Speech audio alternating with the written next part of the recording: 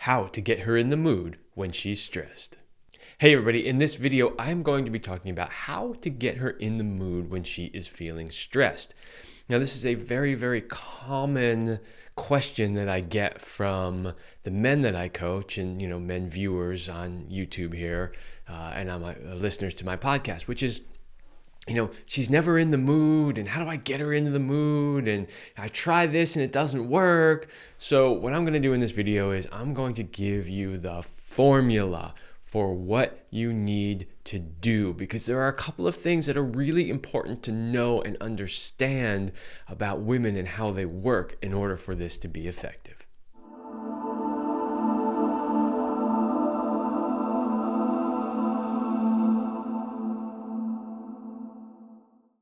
But before I do that, please make sure that you like, share, and subscribe. Doing so greatly helps the channel and helps me get this information out to all the people who really need it.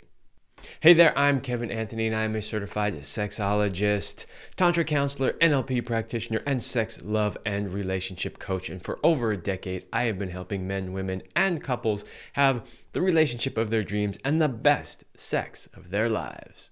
Okay, here is the first thing that you need to know about how to get her in the mood when she's stressed. And that is, it starts way before you actually want to have sex.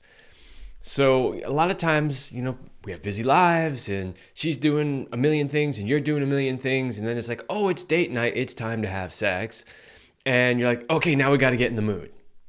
The problem with that is you're basically going from a 0 or a 1 on the arousal scale and trying to get up to a 4, 5, 6 in a relatively short period of time. And that really is a big haul. It's a difficult thing to do. And so what you really have to realize is starting to get her in the mood starts long before that. It's the little things that you do day to day. And we will talk more about that in another part of this video. But the first point I really wanted to make is don't try to do it all at once when the moment hits. Make sure you're working on it all the time. That's a very important thing to understand. Okay, so now most of the rest of the things I'm going to talk about are exactly how do you do that? How do you start ahead of time, right? And then of course we'll go into what do you do in the moment as well. But the first one is play the appreciation game. I talk about this on the channel all the time. We call it the appreciation game. It is simply sharing 3 things that you love and or appreciate about your partner on a regular basis, preferably every day if you can. But doing that over time creates a sense of connection and bonding and love that makes the person more attracted to you. So this is one of the things that is relatively easy to do, that you can do all the time, that is starting to stoke that fire, right? Long before you ever get to the bedroom. If somebody's annoyed with you or they feel unappreciated or disconnected from you, do you think it's going to be really easy to get them in the mood when it's time to have sex? No, of course not. But if they feel connected, if they feel seen and heard and appreciated and loved, it's going to be way easier to get in the mood. So that leads me to the third thing, which is what I call the constant state of arousal. So this is, again, starting long before you want to get into the bedroom and doing little things throughout the day, every day, to stoke that sexual fire, right? So I already talked about one of them, which is the appreciation game, but there are many other things too. It could be, every time you walk by the other person, you give them a little squeeze of the butt, or, grab their genitals, or give them a kiss, or just simply give them a hug. Right? All of those little things that sort of nurture that physical connection little by little over time. Those things are really, really important. It could be other things that you say to the person, like, oh, tomorrow's date night, and, here's what I would love to do to you or with you or for you or whatever. It's just dropping those little seeds, little flirtations throughout the day, every day. Those are great ways to maintain that constant state of arousal so that you don't have to go from a 0 or a 1 up to a 5 or 6. You may only have to go from a 3 or a 4 to a 5 or a 6 in order to get the process going. It is a much easier lift, and it actually really juices up your relationship every single day, rather than just having one day when you're like, oh, now we get to focus on us and have a date night, right? Whereas you get to be focusing on each other and connecting a little bit every single day. All right, the next one is one that a lot of guys don't really want to hear, but it's really, really helpful. And striking a balance here can be really effective. So what is that? All right, so women can't get in the mood when their brain is focused on other things. And as men, we go, yeah, it's easy for me to just forget about work or forget about whatever. Like, I got a hard on, I'm ready to go. It's not the case for women. So in other words, if she's thinking about the laundry that's not done, or the cleaning that has to happen, or the lunches that need to get made for the kids, or the bedtime routine, or like whatever it is, she's thinking about all of those things. She's going to be stuck up here in her head. She's not going to be connected to her body. She's not going to be connected to her genitals. And it's going to be really, really hard for her to get in the mood. All right, here's the part that the guys don't like to hear. One of the things that you can do to help her be able to get in the mood is to take some of that load off of her shoulders. Make sure that some of those tasks are handled in one way or another so that she doesn't have to think about it. Now, that might mean you stepping in and doing a little bit more to help with some of those tasks. It might mean you simply figuring out alternative ways to get those tasks done. If it's cleaning, you can make sure that, don't worry, honey, the cleaning lady's scheduled to come tomorrow at such and such a time, right?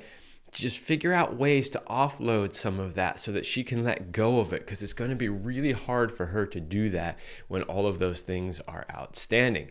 And again, if she's stuck in her head and not in her body, she's not going to be turned on. She's not going to want to have sex. All right, the next one is to set the scene. So one of the things that can help her relax and get into the mood is to really set the scene. I talk about this a lot on the channel, but if it's like, okay, it's date night, let's have sex, let's go up to the bedroom. We're starting at a complete zero. Now we're in the bedroom. We just talked about all the things that are already running around in her head. Now she's looking around and realizing that, there's dirty clothes on the floor. So she's thinking about that.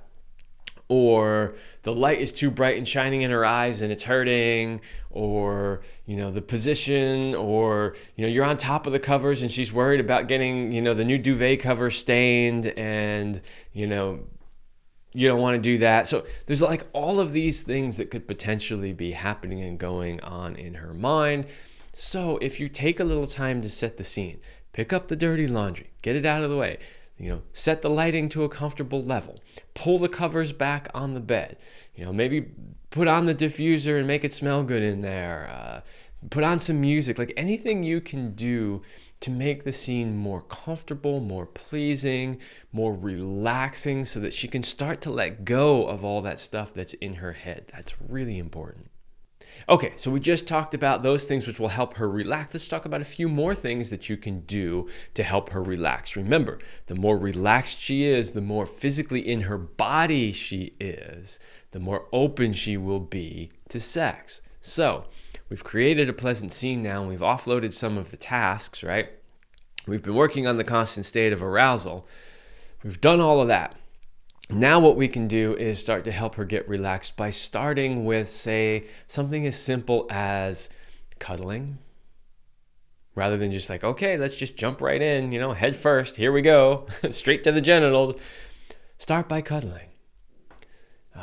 Start by maybe using some sort of massage.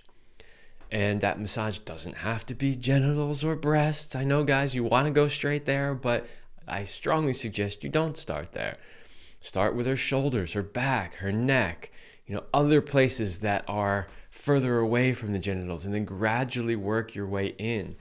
These things make a big difference because you'll start to notice as you're massaging her feet or her shoulders, or, if she does something where she works with her hands, maybe her hands and forearms, you'll see her start to melt, and she'll start to go, right? And she'll start to feel her body because she's feeling you touch her. That's going to bring her from her head back into her body, and that is really important. Okay, next one. I kind of already said this again, but don't go straight for the genitals. Even if you're past sort of the massage phase where you're trying to get her relaxed, and now you're more into the sensual phase where you're trying to get her turned on, don't go straight to the genitals. There's a million other places that you can possibly touch her in order to turn her on. Okay, maybe not a million, but maybe. In fact, if you go to powerandmastery.com, you can opt in for one of the free gifts there. And one of them is a list of erogenous zones that are not the genitals. So it's a whole list of different places that women like to be touched that can really turn a woman on that don't include the breasts or the genitals. So definitely go check that out. I'm not going to cover them all here in this video. I've done other videos on that. But I just wanted to mention here that when you get to that phase, touch other places, stimulate her other places, get her so turned on that she's actually begging you to touch those other places. All right, and here is the very last one, which is to simply take your time. So as men generally, we're like, boom, we're ready to go. We've got an erection. Let's do this. That's not usually the way it works for most women in most situations. So what that means is you got to take your time, be patient, treat all of these things that I've talked about as a process that gets her there. Now, I know, I guarantee you, somebody watching this video, if they've made it this far in the video, is going to say, this sounds like a whole lot of work and not worth it. Okay, if that's the way you feel about it, that's perfectly fine. You go do you. You probably won't have great sex, or you probably won't have any sort of long-term girlfriend. You might score some one-night stands here and there, but then they won't come back after that. If you are interested in a long-term relationship and having great sex, then you've got to take your time. You've got to slow down. You've got to treat it as a process. You've got to be willing to do what it takes to get her to the place where not only does she want to have sex, but she really wants to have sex, and she's begging you to penetrate her. So take your time. It's worth it. Think of it as playtime. This is fun. This is not, I got to do all this stuff before she'll let me penetrate her. No, this is supposed to be fun. Treat her body like a playground and enjoy every moment of it. All right, there you go. That is how to get her in the mood when she is stressed. I hope that you found that helpful. And please go to my website, kevinandceline.com/link in bio. That is the one place where you can find everything that I'm doing. My online courses at powerandmastery.com, my YouTube channel, my podcast, my coaching programs for men, women, and couples, the products that I sell. It is all right there. That is kevinandceline.com/link in bio.